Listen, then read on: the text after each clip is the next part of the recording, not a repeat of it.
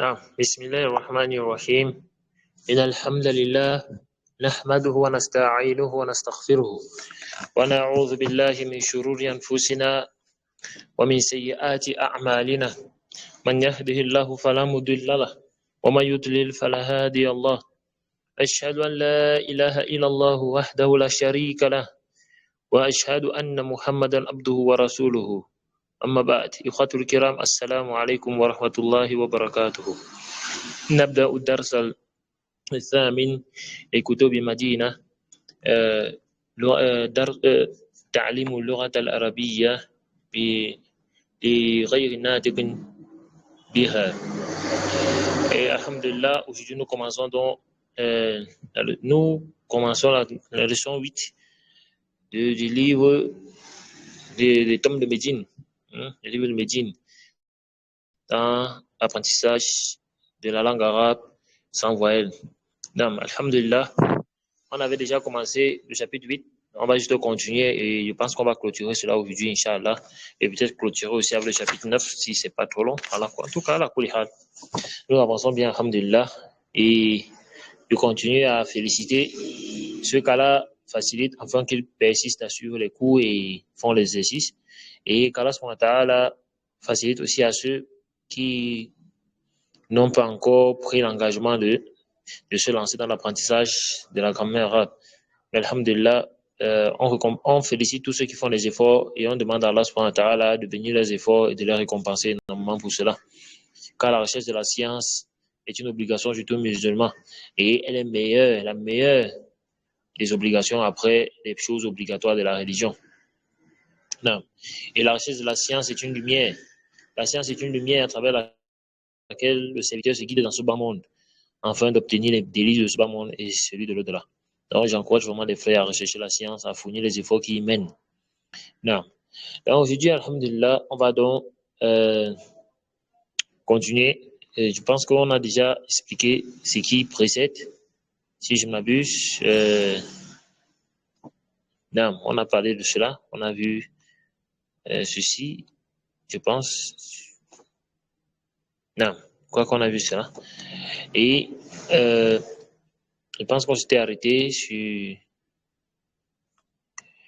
l'exercice 4. نعم اقرأ مثال آتية ثم كون أسئلة وأجوبة مثله. En tout cas, on va partir à partir de là. Inch'Allah, on va continuer. Donc, ce qu'on avait vu, dans les cours précédents, parce qu'on avait vu l'épisode 6-7. On a vu Tilka, on a vu Hadihi, on a vu Hada, on a vu Zalika. Et on a aussi parlé de l'utilisation des asma ou ishara vers les noms. On avait introduit cela vers les noms qui sont ma'arifa, en fait, les noms qui portent le alif lam. Et on devait parler de cela et comment on l'utilise. On a vu comment utiliser l'iman. On a parlé de amama et khalfa. On a vu que lorsqu'ils se placent devant des noms, les noms sont mudaf ilayhi. Parce qu'ils portent le kasra. Alors, qu'est-ce qu'on va faire? On va donc faire cet exercice. On dit de lire les exemples suivants et de poser des questions exactement comme dans ces exemples-là, dans les réponses. Donc, on pose des questions et en fait, on répond comme dans l'exemple. Par exemple, on a dit Liman hadha al-kitabu. Et vous avez déjà parlé du la, le lam ou mulk. C'est le harf jar également lorsqu'elle est passée devant un nom, le nom prend sa déclinaison en kasra.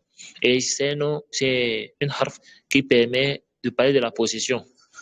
Lorsqu'on demande Liman hadha al-kitabu, c'est pour dire à qui appartient ce livre. Et on répond hadha al-kitabu li. Donc, lorsqu'on pose la question liman, on doit retrouver le même lam dans la réponse. Liman hadha al-kitab, à qui appartient ce livre? Hadha al-kitab li Muhammadin. Ce livre appartient à Muhammad. Est-ce que vous voyez? Ensuite, on va aussi poser la question liman hadha al-qalamu. Liman hadha al-qalamu. Vous voyez, on a le hadha devant un nom qui est ma'arifa. D'accord? Et on fait la liaison hadhal. On ne dit pas hadha al-qalamu. Oui, on dit liman hadha al-qalamu. On va répondre hadha al-qalamu li Abbasin. Nam. Liman hadha al-miftahu. هذا المفتاح لعلي. نعم. لمن هذه سيارة. voyez ici سيارة c'est féminin, d'accord. Donc le asma ou l'ishara, le ism ou ishara qu'on va utiliser ici c'est هذه. on va dire لمن هذه السيارة. نعم. on va répondre هذه سيارة للمدير. نعم. et on va dire لمن هذه البقرة. d'accord. لمن هذه البقرة. on va dire هذه بقرة للفلاح. نعم. Ensuite, nous avons là une valise, d'accord? Et la valise en arabe c'est haqiba, d'accord? Haqibatun. Naam. Haqibatun c'est une valise. Naam. On va donc répondre. On va dire liman hadhihi al-haqibatu. Liman hadhihi al-haqibatu. On va répondre hadhihi haqibatu للمدرس. للمدرس. نعم. لمن هذا الكرسي. هذا الكرسي. il faut rappeler que ça porte alif lam. هذا الكرسي لأمار. لأمار. نعم. لمن هذه الديك عفوا. désolé, je suis pas très attentif. J'étais un peu distrait. نعم. لمن هذا الديك. d'accord. لمن هذا الديك. on va répondre هذا الديك لبنت فلاح. لبنت فلاح.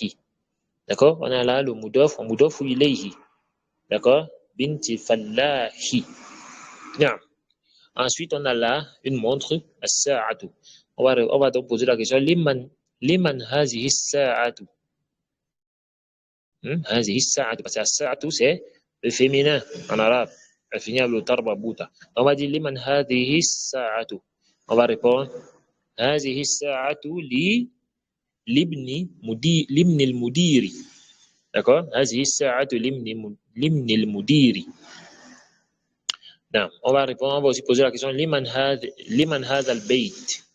d'accord. لمن هذا البيت. نعم. لمن هذا البيت. on va donc répondre هذا البيت للطبيب. sachez que la maison en arabe est au masculin. d'accord. on dit la maison en français mais en arabe c'est au masculin. نعم. on va poser maintenant la question لمن هذه الملعقة. نعم. لمن هذه الملعقة. on va répondre هذه الملعقة للطالب. نعم. donc voilà comment vous devez faire cet exercice. تعمل أمثلة آتية. donc observez les exemples suivants. d'accord. on dit al-baytu. d'accord. et ici les marfou'. pourquoi? parce que il porte le damma. c'est pour ça qu'on dit marfou'. parce qu'il porte le damma. et il est ma'rifa parce qu'il commence par alif lam. on dit fil bayti. al-bayti ici est majrour bi kasra. il est majrour ici bil kasra. et allamatu jarrihi al-kasra. donc son signe de son jar c'est le fait qu'il porte le kasra. et il porte le kasra pourquoi? لسبب الحرف جر في. d'accord. à cause du harf jar fi.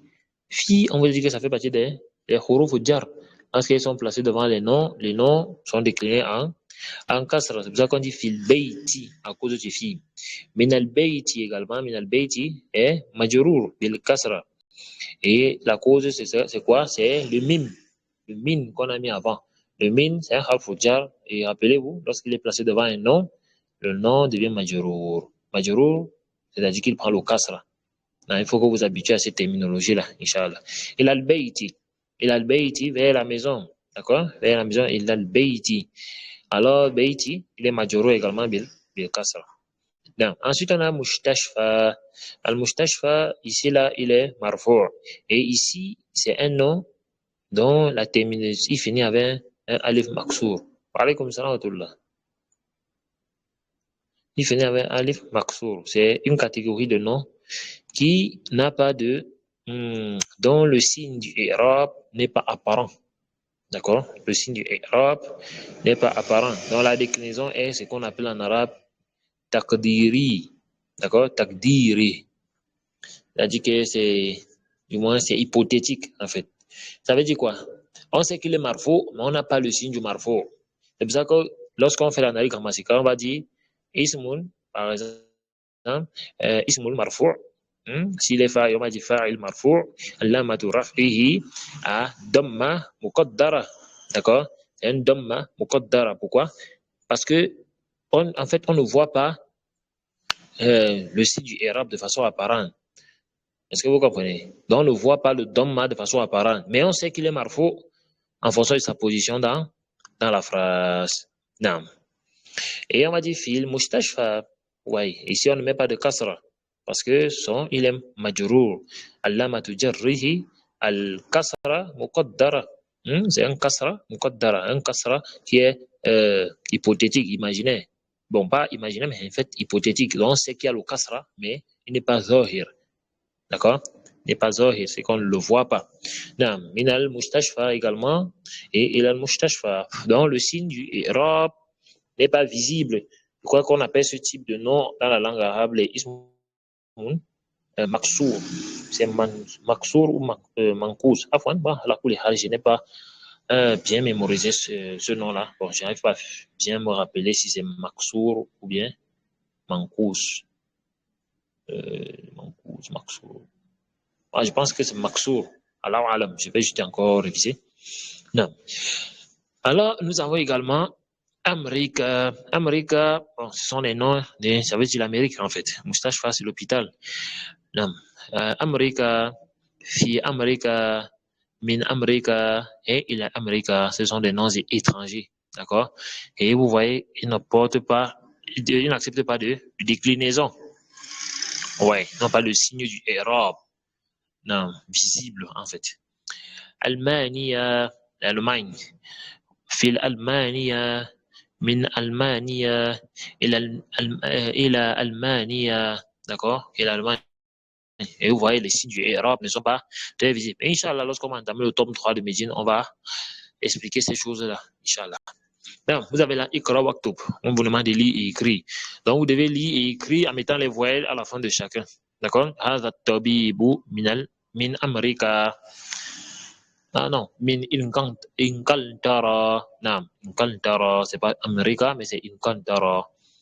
Non, Inkantara, ici, je pense c'est l'Angleterre. Non. Vous avez Dhahaba Hamidun et la France. Ouais. Mahmoud. Alors, vous voyez, par exemple, ici, on a Dhahaba Hamidun. Hamidun, ici, il est le fa'il. Vous dites qu'il est le sujet. Je vous habitue ici à des différentes terminologies, puisqu'on va avancer avec cela. Les fa'il. Fa'il, ça veut dire le sujet, donc celui qui fait l'action. Il est fa'il. Il est Faransa. Ici, nous avons le maf'oul bihi.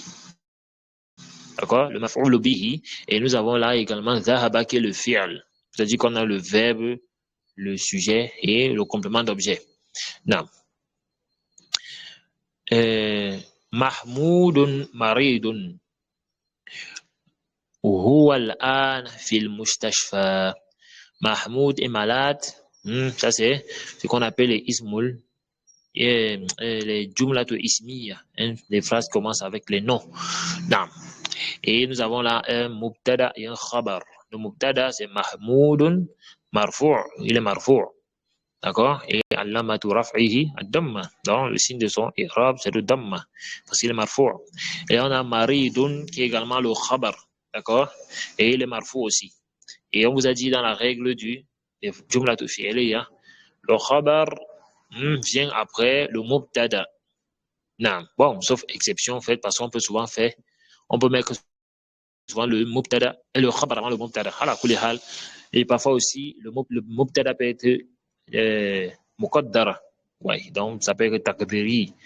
Mais ça là, on va voir ça plus en détail, Inch'Allah, au tome 3. Donc déjà, ici, vous devez comprendre comment former les phrases, les jumlatu ismiya et les jumlatu fi'liya.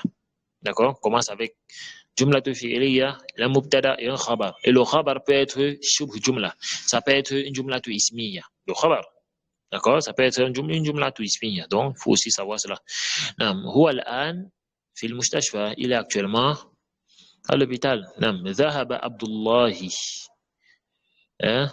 ذهب عبد الله من ألمانيا إلى الإنكلترا.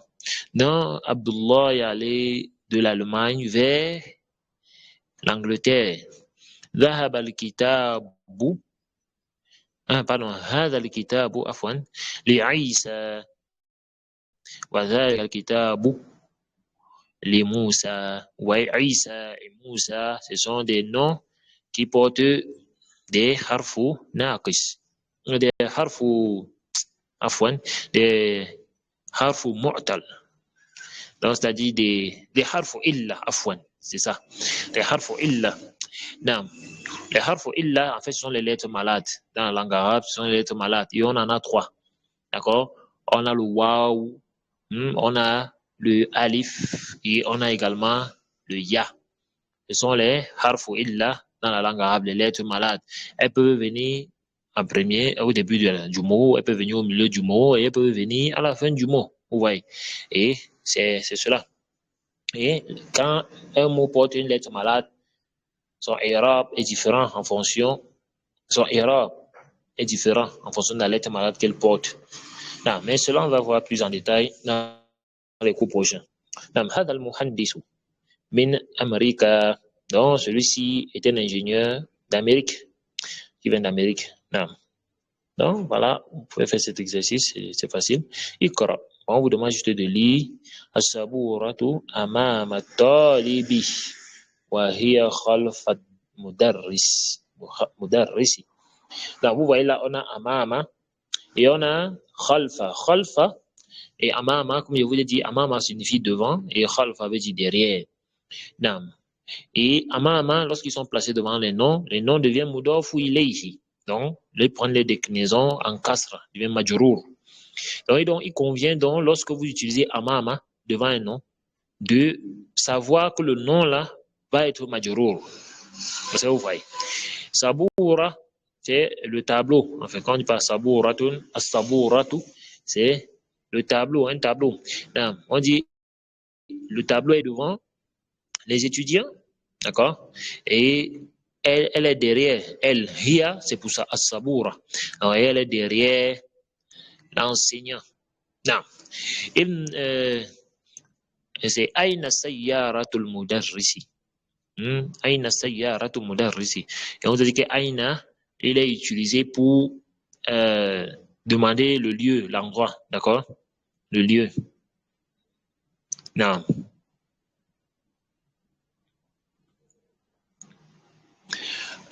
Non, bon, voilà. Vous demandez le lieu. Et ici, on dit, ouais, aina baytul imami. Donc, où est la maison de l'imam? Baytul imami khalfal masjidi. Aina jalasa hamidun. D'accord? Où est-ce que Hamid s'est assis? Jalasa khalfa mahmoudin. نعم ذهب عمار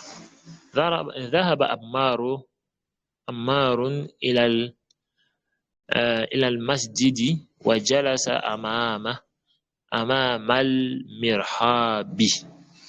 نعم Ammar est allé à la mosquée, vers la mosquée. Donc, il est allé à la mosquée et il s'est assis devant le mihrab, l'endroit où on pose le mimbar et que l'imam monte pour faire sa prière. Donc, du moins, en fait, l'endroit où l'imam se place pour prier. C'est appelé en arabe un mihrab. Et je tiens à rappeler que les choses que les gens construisent dans les mosquées aujourd'hui, là, ils font une petite chambre là où l'imam entre souvent pour diriger la prière. Ça, là, ce sont des bid'a dans les mosquées. Des bid'a dans les mosquées. Quand on construit la mosquée doit être simple. On ne met pas les chambrettes. On va dans les mosquées jusqu'à vous entrez. On vous dit que non, c'est à cause. C'est quand dans cette chambre-là que tu connais la gestion de la Qibla. Là, ce petit cercle, cette petite chambre qu'on fait, que l'imam entre à l'intérieur pour diriger la prière, là, ça sont des bid'ah dans les mosquées. À l'époque du prophète Mohammed sallallahu alayhi wa sallam, il n'y avait pas ces choses-là. Et la construction des mosquées fait partie de l'adoration. Et si tu dois construire la mosquée, il faut que ton adoration soit conforme avec l'adoration du prophète Mohammed sallallahu alayhi wa sallam. Et il n'a pas mis ces choses-là dans les mosquées. Non. Juste pour rappel. Kalimatul jadida. Là, nous avons les mots nouveaux. Mustashfa, l'hôpital. Almania, l'Allemagne. Inkaltara, l'Angleterre.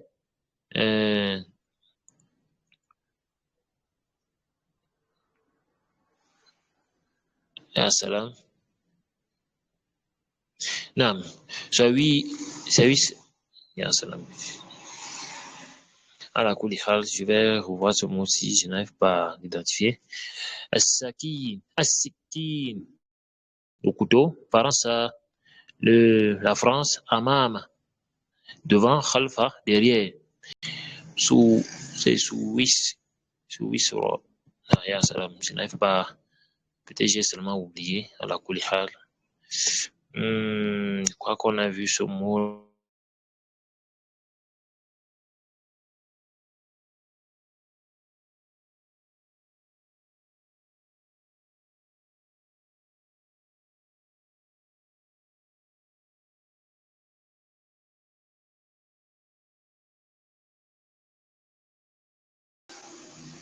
Là, à la Koulihal, je ne me souviens plus trop de la signification de ce mot, mais Inch'Allah, au prochain cours, je vais revenir avec ce mot-là, Inch'Allah. Donc, on va passer au Darsu Tasi'a, à la 9e leçon.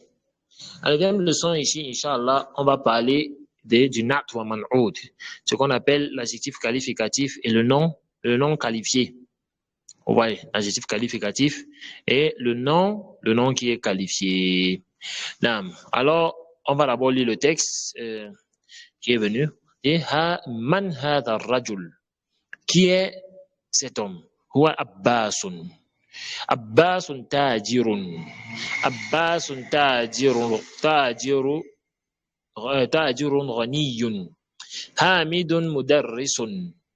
Hamidun mudarrisun jadidun. ما هذا تفاح التفاح فاكهة لذيذة ما ذلك عصفور العصفور طائر صغير العربية لغة سهلة. نعم. Ouais, ici, je ne traduis pas parce que c'est que ce sont des mots qu'on a déjà vus. Peut-être il y a certains qu'on n'a pas expliqué. La vie dhatun, par exemple.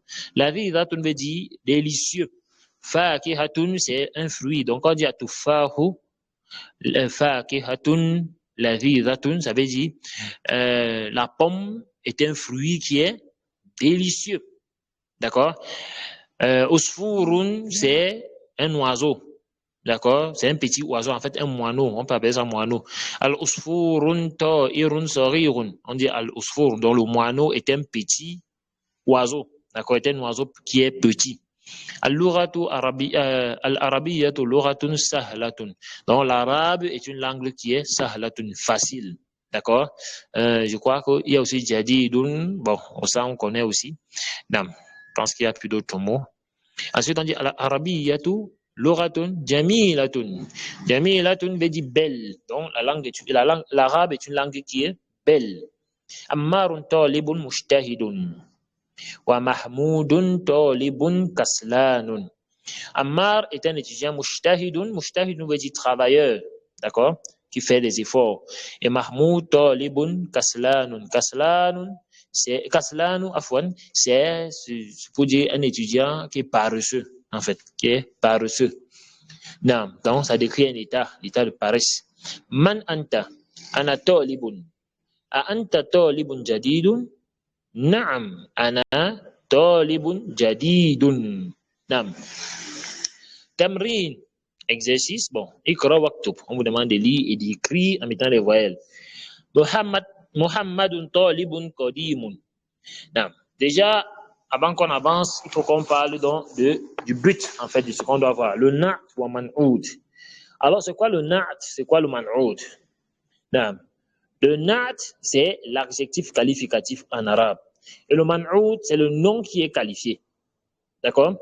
Si vous remarquez là, nous avons certaines phrases où elles sont d'abord des phrases simples et ensuite on y a ajouté des adjectifs. Par exemple, on a dit Abbasun tajirun. Abbas est un commerçant. Maintenant, on dit Abbasun tajirun ghaniyun. Ghaniyun ici, c'est le na'tun, l'adjectif qualificatif. Car il vient décrire, il vient qualifier le type de commerçant que Abbas est. D'accord? C'est pour ça que tajirun ici sera le man'out, hein, le nom qui est qualifié. Qu'est-ce qui est ghaniyun?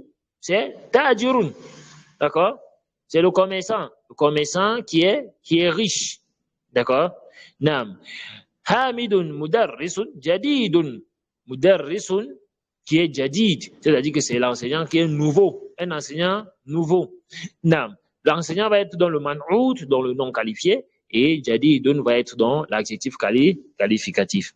Nam. Et il y a donc certaines règles qu'il faut respecter avec le na'at ou man'out. C'est-à-dire quoi? Quand on parle de l'adjectif qualificatif en arabe, c'est quoi? Et le nom qualifié. Retenez ces règles-ci. Arju antantabihu. Je vous demande vraiment d'être attentif sur ces règles et de les noter même avec de l'encre en or. Sachez que le na'at et le man'out s'accordent en genre et en nombre. Ça veut dire quoi? Si le na'at, d'accord, l'adjectif qualificatif et le nom qualifié, le man'out, si le man'out, dans le nom qualifié est muzakkar, masculin, le na'at va être muzakkar. Si le man'out est mufrat, alors le na'at va aussi être mufrat, c'est-à-dire singulier. Si le man'out, le nom qualifié, il est jam au pluriel, le nom va être l'adjectif qualificatif va être aussi au pluriel. Il l'a excepté lorsque le man'out est un pluriel de choses. D'accord? Si c'est un pluriel de choses non doué de raison, alors le na'at va être mis au féminin. Est-ce que vous comprenez? Au féminin. Ça veut dire quoi? Si il dit akalamun, c'est le pluriel de kalamun. Akalamun, c'est les stylos.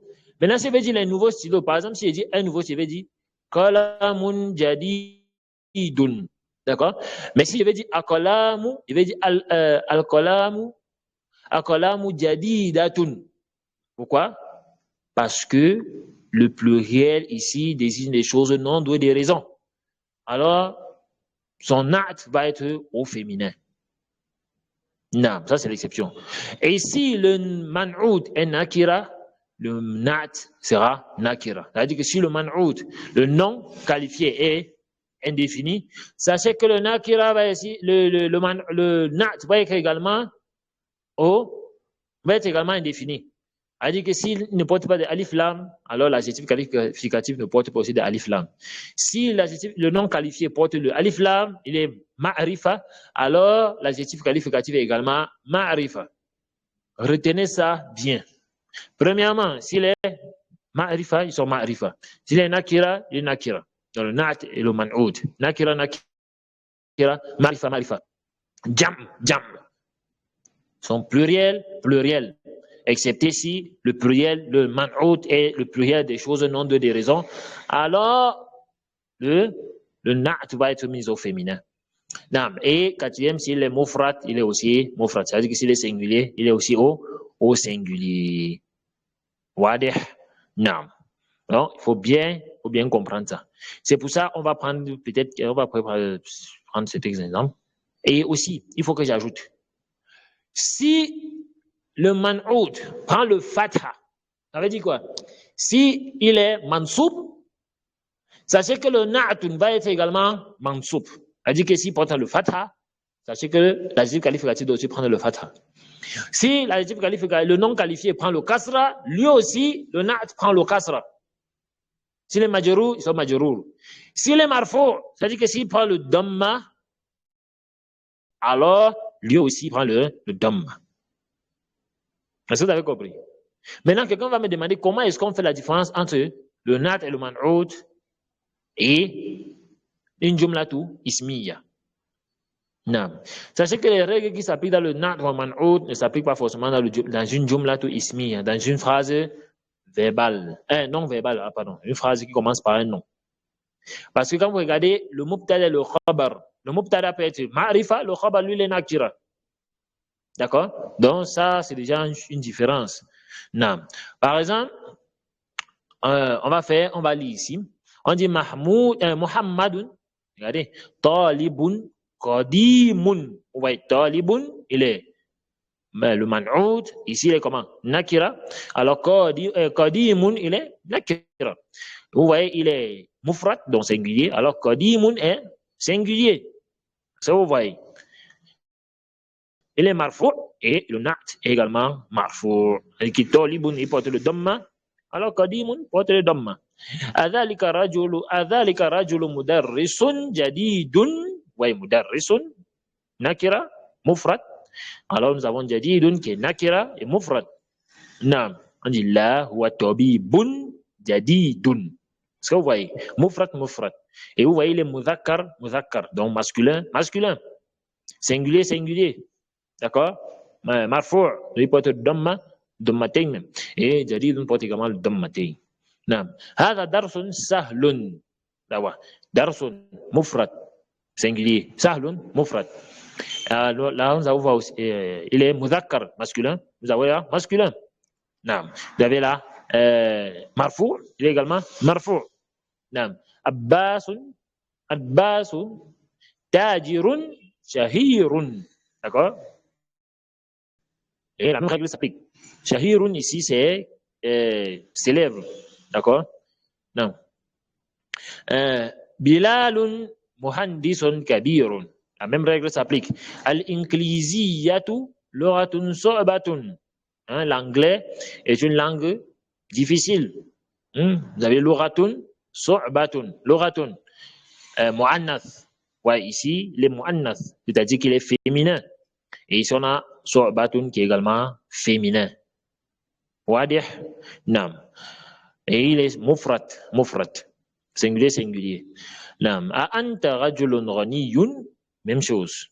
La ana rajulun fakirun, même chose. Al-Qahiratu madinatun kabiratun. Ouais, le Caire, dans la ville du Caire en Égypte, est une ville grande, est une grande ville. Donc vous avez là, nakira, mu'annath, d'accord? Non, donc vous avez là. Anta mudarrisun qadimun. Donc vous avez la même chose. Ahamidun talibun kaslanu. Bon, kaslanu fait partie des noms qui sont mamnou min as-sarf, c'est-à-dire des noms qui ne portent pas de dhammatain. C'est-à-dire qui ne portent pas de dhamma. D'accord? Et ils n'acceptent pas le kasra aussi. Non, donc il prend que deux, vous voyez, le dhamma et le fatha. Et vous voyez talibun, de kaslanun, donc les deux s'accordent, les marfou. Non, là, huwa talibun mujtahidun. Non, donc c'est que la règle du nat et le man'oud sont bien comprises. Non, et le nat ne peut jamais prendre le alif lam si le man'oud ne prend pas de alif lam. D'accord? Donc ils s'accordent. Non, il faut bien comprendre. Non, on dit في الفراغ في الجمل الآتية نعتا مناسبا عفوا. Donc on dit complète les vides là dans les phrases par le nat qui convient, c'est-à-dire par l'adjectif qualificatif qui convient. Khadijatu talibatun. Alors vous mettez, je sais pas, ce que vous voyez qui peut convenir à cette phrase-là. Mais on va essayer de prendre les mots au hasard qui peuvent avoir un sens. On dit Khadijatu, talibatun, jadidatun. Talibatun est mufrat et il est également mu'annath. Donc, et il est nakira, c'est-à-dire qu'il est indéfini il est singulier et il est féminin. Donc, l'adjectif qualificatif qui va venir sera singulier, féminin et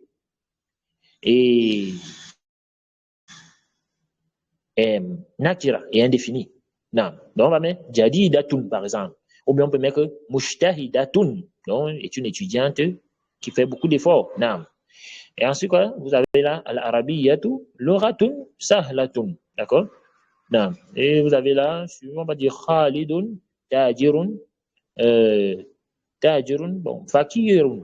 D'accord? On peut dire fakirun, t'es un pauvre commerçant. Donc, vous voyez.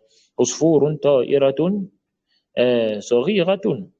نعم التفاح فاكهة لذيذة أنا مدرس جديد وين محمد طبيب مجتهد نعم الإنجليزية لغة صعبة là أنت طالب جديد القاهرة مدينة كبيرة نعم. Donc vous avez là, ce sont des mots que vous pouvez retrouver dans ce que nous avons vu précédemment. Et exercice suivant dit مكان في المكان الخالي في الجمل الآتية منعوتا مناسبا عفوا ومناسبا. Donc, on vous demande de compléter les endroits qui sont là dans les phrases par le man'oud qui convient. Ouais, là, c'était le nat. Maintenant, on vous demande de mettre le man'oud. Donc, vous avez l'adjectif qualificatif et vous mettez juste le man'oud qui convient. Vous regardez l'adjectif qualificatif, vous regardez s'il est nakira ou ma'rifa, si vous voyez s'il est jam ou mufrad, ou bien vous regardez s'il est muzakkar ou mu'annas. Non. Ikra. Bon, on vous demande de lire avec kaslanu, jawanu, atoshanu, ghadabanu, mal'anu. Non. Ici, là, vous avez ce qu'on appelle des noms qui sont mamnou min as-sarf. D'accord? Des noms qui n'acceptent pas, donc ce sont les noms d'état, en fait. Les noms d'état qui sont sur la forme fa'lan. À la wazni fa'lan. Donc, en fait, ce sont des termes qui décrivent un état. Kaslan, paresseux, jaw'anu, affamé, atoshanu, assoiffé, rodobanu, c'est en colère. D'accord? Mal'anu, je pense que c'est mal'anu. La koulihal, si je me rappelle, Inch'Allah, je vais vous dire, je pense que c'est rempli. C'est rempli. À la koulihal, je vais vérifier. Donc, à la koulihal, comme je vous disais, ce sont des termes qui désignent les états. Et ils sont toujours mamnou min as-sarf, c'est-à-dire qu'ils n'acceptent pas de fatha. Oui, ouais, c'est ça. Mal'anu, c'est rempli, quelque chose de rempli. C'est le sens de ça. Non. Et je suis certain de cela. Non, c'est quelque chose de rempli. Non. Donc, ce sont les états. Ils décrivent les états, d'accord? Et ils ne portent jamais de kasra, ni de double dhamma. C'est-à-dire qu'ils ne sont jamais nakira. Bon, c'est-à-dire qu'ils ne portent pas de dhammatin, en fait. D'accord? Ils sont mamni munassar, ils n'acceptent que deux états. Ils portent le fatha, soit ils portent le fatha, soit ils portent le dhamma. D'accord? Non. Et on vous montre donc comment les utiliser. Ana jawa'an, je suis affamé. A anta jawa'an, là, ana atoshan, est-ce que tu es affamé? Non, je suis assoiffé. Limad al-mudarrisu ghadabanu al-yaw. Pourquoi l'enseignant est en colère aujourd'hui? Il est fâché. Al-qawbu mal'an. Mal'an. Non, le verre est rempli. Voilà, c'est ça. Donc voilà, vous avez al-kalimat al-jadida. Al-lugha, la langue. Shahir, connu, célèbre. Madina, c'est la ville. Ta'ira, l'oiseau. Al-yawm, aujourd'hui. Non, le jour. Non, kaslan, paresseux. Jaw'anu, affamé. Atoshanu, assoiffé. Mil'anu, mal'anu, c'est rempli. Rodabanu, en colère. Usfour, moineau, le moineau. Al-yawma, aujourd'hui. Et il faut faire la différence entre al-yawm, qui signifie le jour. D'accord? Et al-yawma. Al-yawma, ici, désigne la journée, aujourd'hui. D'accord? La journée. Et le yaum, c'est le jour. Non. Alors, Inch'Allah, on va commencer la partie B au prochain cours. Bismillah. On prie qu'Allah subhanahu wa ta'ala nous facilite. إذن نكتفي بهذا القدر سبحانك اللهم وبحمدك أشهد أن لا إله إلا أنت أستغفرك وأتوب إليك السلام عليكم ورحمة الله وبركاته. Pour ceux qui aimeraient poser des questions ou bien faire des exercices, vous m'envoyez juste les audios pour ceux qui sont en ligne ou bien qui vont écouter les cours après. Et ceux qui sont là, ils font seulement les exercices et Inch'Allah, on va corriger avant le prochain cours. Naam. Assalamu alaikum wa rahmatullahi wa barakatuhu.